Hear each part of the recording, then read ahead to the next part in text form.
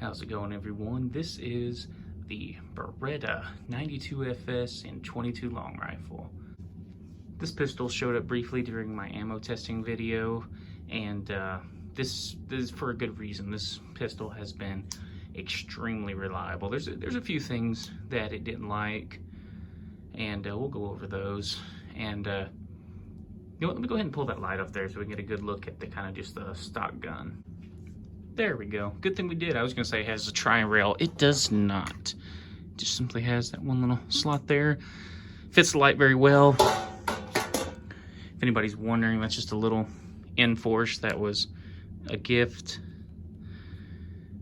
Works okay. This one has a bit of a short, so sometimes the light will stay on. Hold on, let's see if we can do it.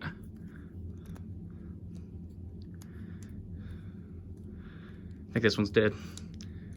Yeah, it's dead. It's one thing to note about the early model Enforces. They drain batteries. So, probably not the best choice for a defensive light unless you check it constantly. And you got a lot of batteries to spare. This one has a bit of a short. Sometimes the light would stay on, sometimes it wouldn't. That's why it's on this 22 and not a defensive gun.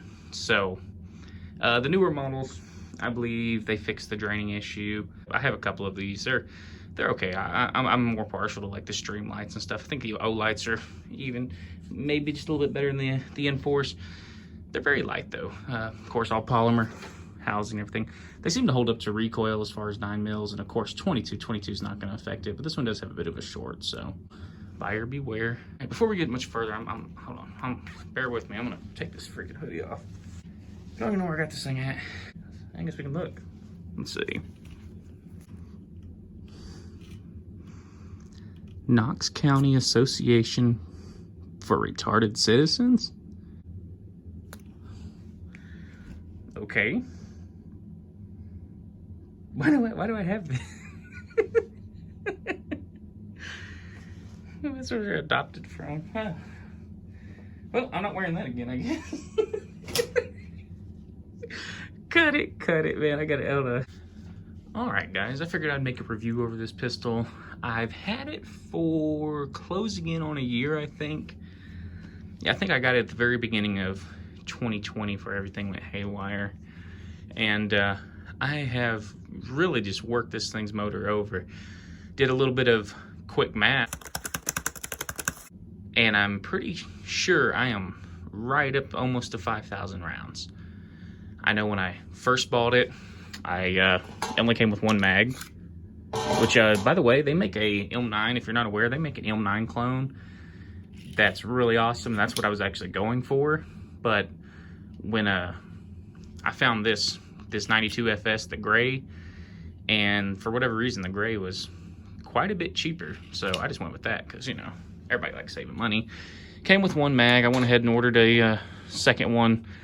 So it would be there when I picked up the pistol. There's a couple cool features about this, which I wish, and who knows, maybe they'd have. My 92 is an older model, so I don't know if this is becoming standard on certain ones. One thing I really like about this is, we'll show clear. Oh, there we are. The Decocker. Now, a lot of people like the Decocker only. Some people change it out. That's kind of was my plan for this, like I've done to my other Berettas. But check this out. So, if you just kind of have this little half position, let's do it on this side so you can see. Decock. Yeah, springs right back up. You have to force it down there to stay as a safety. So it's kind of best of both worlds. You still get your safety. I'm assuming a lot of places have like import regulations on safeties and stuff. But you got a little half kind of Decocker only position. It's pretty sweet. I like that. But of course, you know, 3-dot white sights. It's a fairly light pistol. I'll have to get a measurement of it. There you go, 26.0. Let's just call that 8 ounces. Yeah, it's a little bit lighter than the standard 9mm 92. I mean, duh. Now, just go ahead and throw this out here. This is made by Umarex out of Germany. They make a lot of 22s, I'm sure you're aware. You know, they make a lot of ATI stuff, the GSGs. Of course, you know, a lot of people have issues with, you know, it's essentially a paintball company, you know, building firearms. And I'll be honest with you, I kind of didn't like the idea of that as well, but this one's changed my mind. They've done a great job. I know they build some of the 22 ARs and stuff for H&K. They build a lot of rimfire stuff, and this has proven to be exceptional quality, very reliable, and we've had a few hiccups, but for almost 5,000 rounds of, you know, what is probably some of the most unreliable ammo out there, you know, bulk 22. I mean, I can't ask for much more. Kind of go over this real quick, just get the bad out of the way. I did number my magazines, which if you don't number your magazines, guys, might be a good thing to do. You start having it kind of worn, but of course this is number 1, this is number 2. Ideally, if you start running into issues with one of the mags, you know, you can keep an eye on which one it is. I didn't do it quick enough. I got this thing from the store, and I immediately went out and started shooting.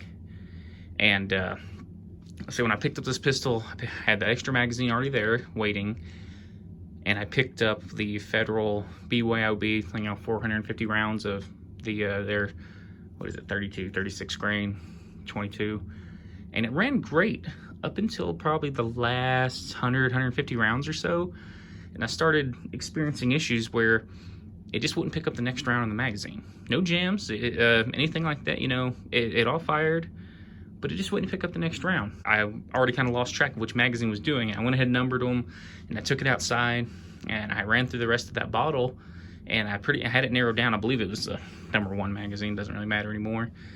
And it was to the point where it was doing it, you know, 6-7 times in a magazine, which, by the way, these are 15-round magazines. Pretty cool.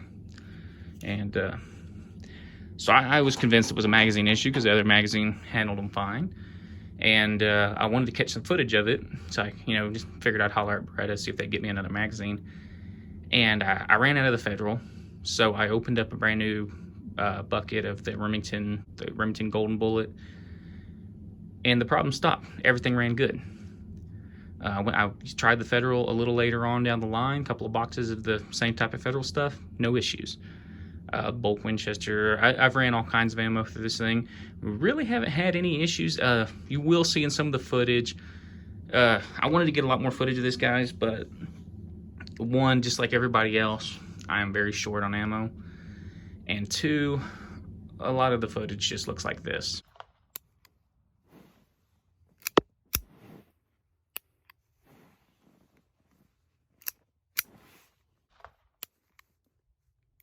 Yep, good old bulk Winchester, and it's not unique to this Beretta.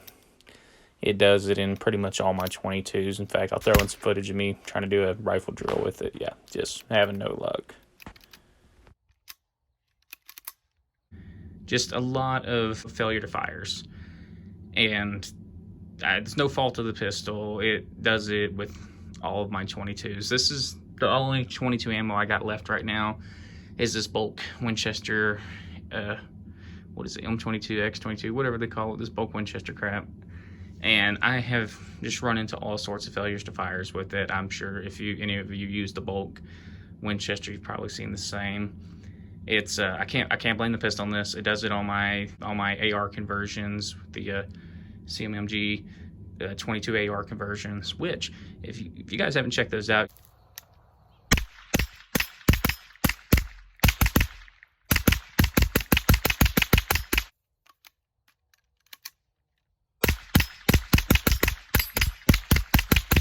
they're really cool, really fun training tool. I say training, it doesn't have to be training, but it's still awesome. I mean, not everything has to be a practical or a training, you know, application. Sometimes it's just fun and it's awesome and you want it. That was the case with a lot of this. Now, I will say, out of all my firearms, this probably gets the most use. This is what I carry in my pickup. I usually got it loaded up with, you know, some stingers, you know, if I can find them. But got my light on there, and this is my, as Eric puts it, critter getter. Skunk, snakes, you know, any critter that I feel a 22 can take down, and I need something accessible and quick. This thing's awesome. This thing is very accurate. I don't miss much. Don't miss much with this thing. This thing is just a blast to shoot. And I'll have to get some footage around holidays when my brother comes up. Last time he was down, we had this thing out at like 60 yards and just dropping rounds in on our C-zone still. Surprisingly accurate at that range, and we probably burned through like 600 rounds of ammo. Just, you know, each of us had a magazine while one was shooting, the other one was loading, and man, we just had a blast with this thing. We shot it until the barrel got so lidded up it was like keyholing rounds. So, but super fun pistol. I'm gonna throw some footage in there, guys.